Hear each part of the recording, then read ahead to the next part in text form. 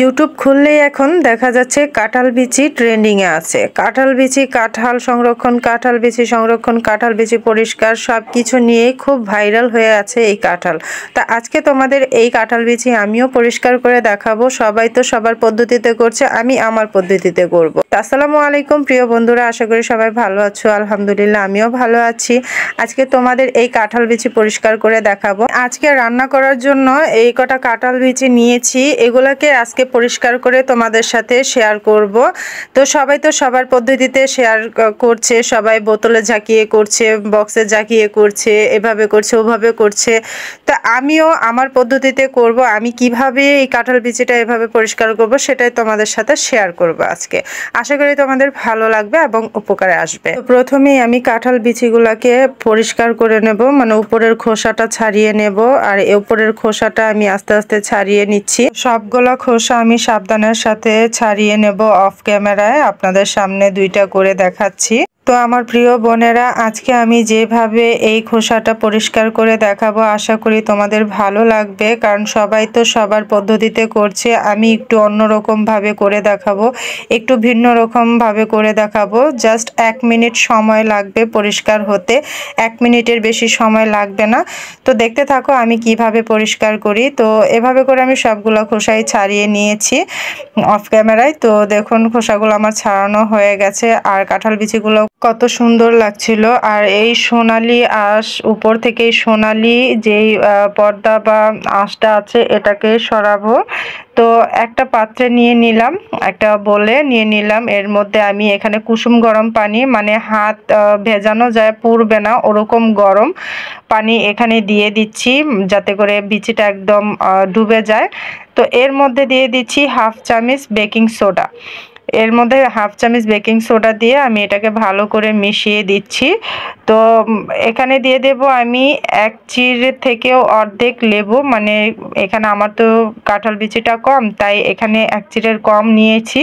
আপনারা চাইলে কাঁঠাল বিচিটা বেশি হলে পরিমাণে বেশি নেবেন লেবুর রসটা। আর এই লেবুর রসটা ব্যবহার করা হচ্ছে কাঁঠাল বিচিটাকে একদম ধবধবে সাদা করার জন্য, জাস্ট সাদা বানানোর জন্য। আপনাদের ঘরে যদি না থাকে নাও দিতে পারেন, কোনো সমস্যা নেই। তো এভাবে করে আমি রেখে দেব প্রায় 10 থেকে 15 মিনিটের জন্য ঘড়ি ধরে।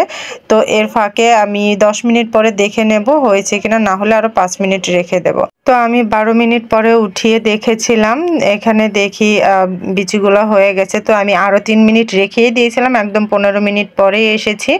তো আমি এর মাঝখানে একটা দেখেছিলাম, দেখুন কি সুন্দর ক্লিন হয়েছে। তো বাকিগুলো একদম এই যে চামড়া উঠে উঠে যাচ্ছে। তো এগুলো আসলে একটু নখ দিয়ে হালকা চাপ দিলে একদম পুরো খোসাটাই উঠে যাচ্ছে। তো এভাবে করে তো আর আমি নখ দিয়ে করব না, আপনারা চাইলে নখ দিয়েও পরিষ্কার করে নিতে পারেন, কিন্তু নখ দিয়ে পরিষ্কার করলে তো আর 1 মিনিটে এগুলো হবে না। তো 1 মিনিটে এগুলোকে পরিষ্কার করার জন্য একসাথে এগুলোকে পরিষ্কার করতে হবে। তো একসাথে পরিষ্কার করার জন্য অনেকেই বিভিন্ন ধরনের বোতল বা বিভিন্ন ধরনের বয়ম ব্যবহার করছে। তো আমি আজকে বোতল বা বয়মে করব না, আমি আজকে একটা এরকম শপিং ব্যাগ সবার ঘরেই থাকে, এরকম এই যে কাপড়ের মতো শপিং ব্যাগগুলো, এই ব্যাগগুলো প্রত্যেকের ঘরেই থাকে। তো আমি শপিং ব্যাগে নিয়ে আপনাদের পরিষ্কার করে দেখাবো।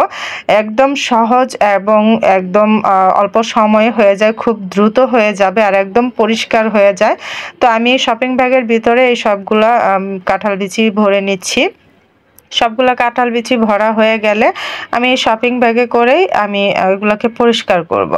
তো দেখুন এই যে এমনিতেই কতগুলো উঠে গিয়েছিল, তো আমি পানিটা দূরে সরিয়ে নিচ্ছি। তো এভাবে করে আমি মুখটা একটু পেঁচিয়ে নিলাম।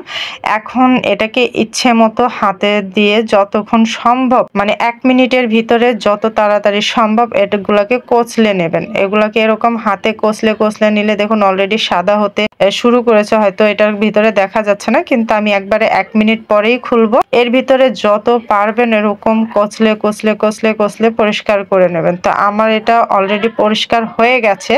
আমি দেখুন ঠিক 1 মিনিট পরে এটাকে খুলেছি। 1 মিনিট পর খোলার পরে দেখছি দেখুন এই পরিষ্কার হয়ে গেছে। একদম ম্যাজিকের মতো পরিষ্কার হয়ে গেছে। একদম অবাক করাভাবে পরিষ্কার হয়েছে। আমি নিজেও ভাবতে পারি নাই এভাবে এত তাড়াতাড়ি এভাবে পরিষ্কার হয়ে যাবে, আমি নিজেও দেখে অবাক। তো এগুলাকে আমি তুলে একটা পরিষ্কার পানিতে নিয়ে নিচ্ছি। তো মাঝে মাঝে 2-1টা রয়ে গেছে, হাতের যে ডলা লাগেনি, মানে কচলানো হয়নি। তো যেগুলো রয়ে গেছে সেগুলো একটু দেখে দেখে পরিষ্কার করে নিলেই হবে হাতে। তো দেখুন এই যে একদম আস্তে আস্তে খোসাগুলো উঠে এসেছে।